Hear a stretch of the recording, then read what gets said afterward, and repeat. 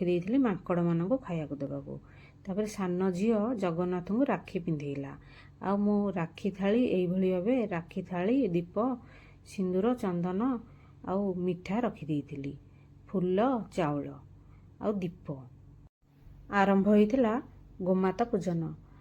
ହଳଦୀ ପାଣିରେ ପତିଦେବ ଗୋଡ଼ ଧୋଇ ଦେଇଥିଲେ, ତାପରେ ମିଠା ଖୁଆଇ ଦେଇଥିଲେ, ସିନ୍ଦୁର ଚନ୍ଦନ ଲଗାଇ ଦେଇଥିଲେ, ଫଳ ଆଉ ପିଠା ଖୁଆଇ ଦେଇଥିଲେ। ବେକରେ ରାକ୍ଷୀ ବାନ୍ଧି ମୁଣ୍ଡିଆ ମାରି ଧୂପ ବୁଲେଇ ଘରକୁ ପଳେଇ ଆସିଥିଲେ। ଆଉ ଏଇ ରାକ୍ଷୀ ଆସିଥିଲା, ଆଉ ଶାଳୀ ପଠେଇଥିଲା ମିଠା ଆଉ ରାକ୍ଷୀ। ତାପରେ ବଡ଼ ନଣନ୍ଦ ପତିଦେବଙ୍କ ହାତରେ ରାକ୍ଷୀ ବାନ୍ଧିଥିଲେ। ଆଉ ଦୁଇ ଝିଅ ବଡ଼ ଭାଇମାନଙ୍କ ହାତରେ ରାକ୍ଷୀ ବାନ୍ଧିଥିଲେ। ମିଠା ଖୁଆଇ ରାକ୍ଷୀ ବାନ୍ଧି ଆଶୀର୍ବାଦ ନେଇଥିଲେ।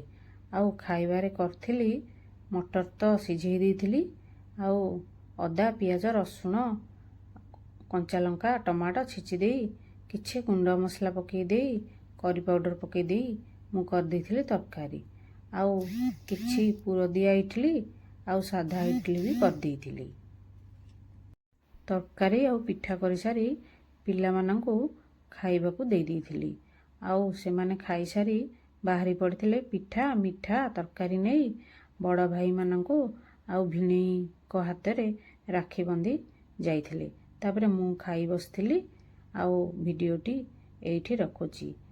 ଆଉ ରାକ୍ଷୀ ପୂର୍ଣ୍ଣିମାର ପ୍ରସ୍ତୁତି କେମିତି ଲାଗିଲା ନିଶ୍ଚିନ୍ତ ଜଣେଇବେ। ରହିଲି। ଜୟ ଜଗନ୍ନାଥ।